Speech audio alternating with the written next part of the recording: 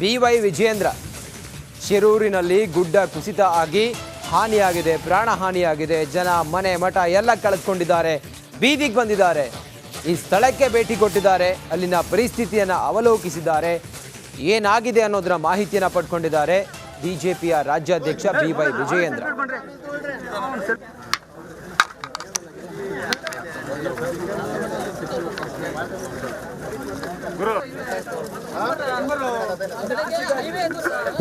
ಒಂದು ಸ್ಟೆಪ್ ಅಲ್ಲಿ ಇದೀವಿ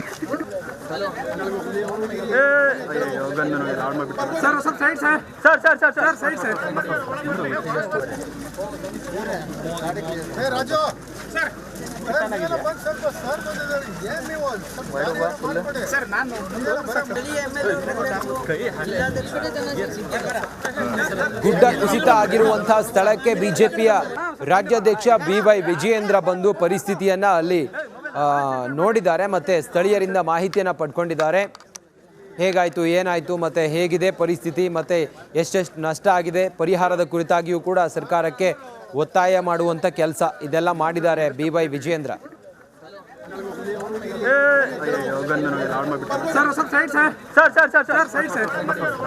ಗುಮ್ಮಟ ಸಿದ್ದಾಪುರ ರಸ್ತೆಯಲ್ಲಿ ಮತ್ತೆ ಭೂಕುಸಿತ ಆಗ್ತಾ ಇದೆ. ಡ್ರೋನ್ ಕ್ಯಾಮೆರಾದಲ್ಲಿ ಸೆರೆಯಾಯಿತು ಭೀಕರ ಭೂಕುಸಿತದ ದೃಶ್ಯ.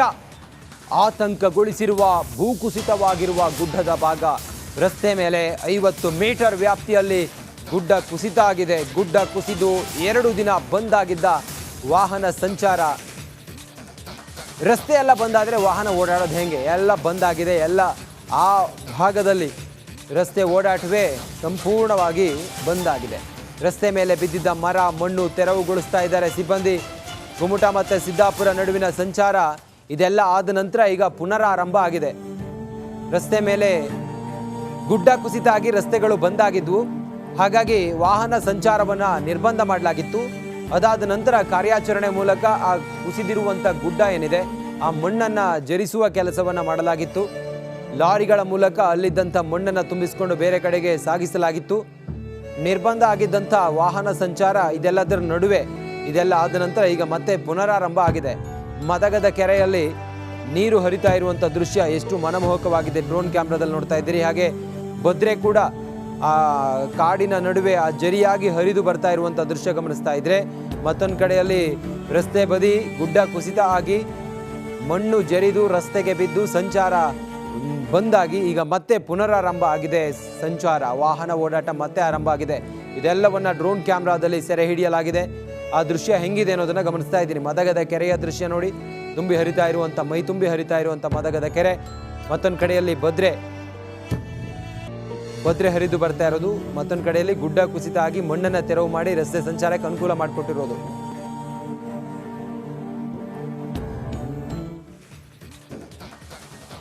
ಕರಾವಳಿ ಭಾಗದಲ್ಲಿ ಮಳೆ ತಂದಿರುವಂಥ ಅವಾಂತರ ಉಡುಪಿ ಜಿಲ್ಲೆಯಲ್ಲಂತೂ ಅದು ಭೀಕರವಾಗಿದೆ. ಉಡುಪಿ ಜಿಲ್ಲೆಗೆ ಮಾನ್ಯ ಉಸ್ತುವಾರಿ ಸಚಿವರು ಲಕ್ಷ್ಮೀ ಹೆಬ್ಬಾಳ್ಕರ್ ಅವರು ಕಳೆದ 1 ವಾರದಲ್ಲಿ ಆಗಿರುವಂಥ ಮಳೆ ಮತ್ತು ಹಾನಿ ಇದೆಲ್ಲದರ ಮಾಹಿತಿಯನ್ನು ಪಡ್ಕೊಂಡಿದ್ದಾರೆ. ಮಳೆಯಿಂದ ಅಪಾರ ಪ್ರಮಾಣದ ಹಾನಿ ಹಿನ್ನೆಲೆಯಲ್ಲಿ ಉಡುಪಿಗೆ ಭೇಟಿ ಕೊಟ್ಟಿದ್ದಾರೆ.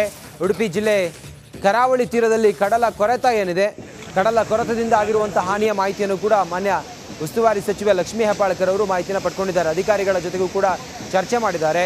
ಎಷ್ಟೆಷ್ಟು ಕಡಲ ಕೊರೆತದಿಂದ ಏನೇನು ಹಾನಿಯಾಗಿದೆ ಅನ್ನೋದ್ರ ಬಗ್ಗೆಯೂ ಕೂಡ ಸ್ಥಳಕ್ಕೆ ಭೇಟಿ ನೀಡಿ ಅದೆಲ್ಲದರ ಮಾಹಿತಿಯನ್ನು ಅವಲೋಕಿಸಿದ್ದಾರೆ ಮಾನ್ಯ ಉಸ್ತುವಾರಿ ಸಚಿವರು.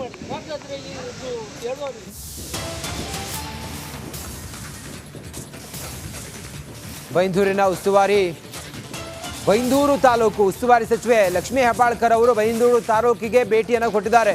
ಸೋಮೇಶ್ವರ ಗುಡ್ಡ ಕುಸಿತವಾದ ಸ್ಥಳಕ್ಕೆ ಭೇಟಿ ಕೊಟ್ಟಿದ್ದಾರೆ ಲಕ್ಷ್ಮೀ ಹೆಬ್ಬಾಳ್ಕರ್. ಗುಡ್ಡ ಕುಸಿತವನ್ನು ದೂರದಿಂದ ವೀಕ್ಷಿಸಿ ಹೋಗಿದ್ದಾರೆ ಸಚಿವೆ. ಜರಿಯುತ್ತಿರುವ ಗುಡ್ಡದ ಬುಡದಲ್ಲಿ ಗ್ರಾಮಸ್ಥರು ಕಾಯುತ್ತಿದ್ದ ಆ ಸಂದರ್ಭ ಏನಿತ್ತು, ಗುಡ್ಡ ಕುಸಿತ ಇದೆ. ಮತ್ತೊಂದು ಕಡೆಯಲ್ಲಿ ಆ ಸಮುದ್ರದ ಅಲೆಗಳ ಹೊಡೆತಕ್ಕೆ ಮಣ್ಣು ಏನು ಜರಿತಾ ಇದೆ, ಇದೆಲ್ಲದರ ಮಾಹಿತಿಯನ್ನು ಮಾನ್ಯ ಉಸ್ತುವಾರಿ ಸಚಿವರು ಪಡೆದಿದ್ದಾರೆ. ಅದು ಬಿಟ್ಟು ಇಲ್ಲಿಂದ ಸ್ಟಾರ್ಟ್ ಮಾಡಿ ಯಾಕಂದ್ರೆ ಅಲ್ಲ ಮತ್ತೆ ಬಿಟ್ಟು ಇಲ್ಲಿ ಸ್ಟಾರ್ಟ್ ಮಾಡಿದ್ದಾರೆ. ಹೌದು, ಅದು ಅಲ್ಲಿ ಬಿಟ್ಟದ್ದು ಇಲ್ಲಿ ಕರೆಕ್ಟ್ ಮಾಡಿದ್ದೇನೆ ಬನ್ನಿ.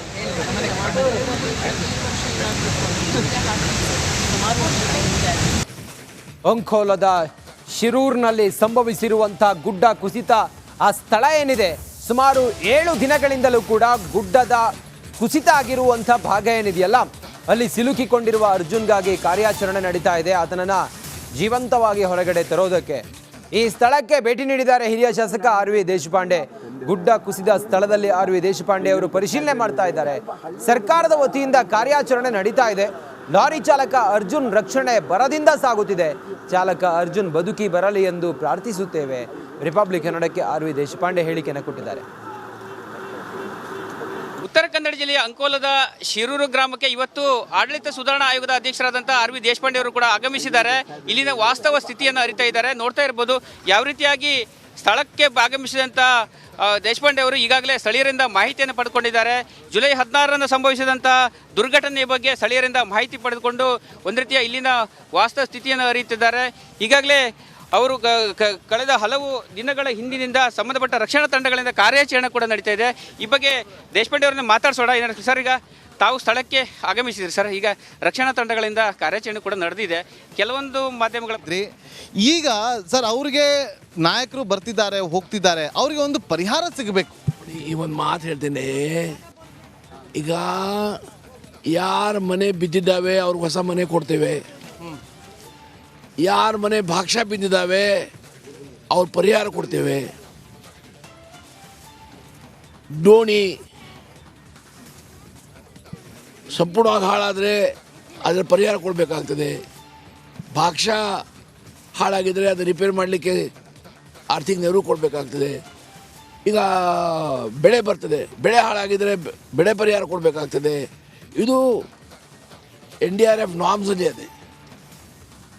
ಹಾಗಾಗಿ ಇವರೆಲ್ಲರೂ ಇವ್ರದ್ದು ಪಾಪ ಇವ್ರು ಹೆಣ್ಮಕ್ಳಲ್ಲ, ಇಲ್ಲಿ ಇದ್ದ ಜನಪ್ರತಿನಿಧಿಗಳು ಯಾರಿದ್ದಾರೆ, ಪಂಚಾಯತ್ ಅಧ್ಯಕ್ಷರುಗಳೆಲ್ಲ ಇವತ್ತು ನಾನು ಹೇಳಿದೆ, ಇವತ್ತು ಮುಖ್ಯಮಂತ್ರಿಗಳ ಈ ಸೈಡ್ ಬಂದಾಗ, ಜಿಲ್ಲಾಧಿಕಾರಿ ಬಂದಾಗ ಮನವಿ ಮಾಡಿರಿ.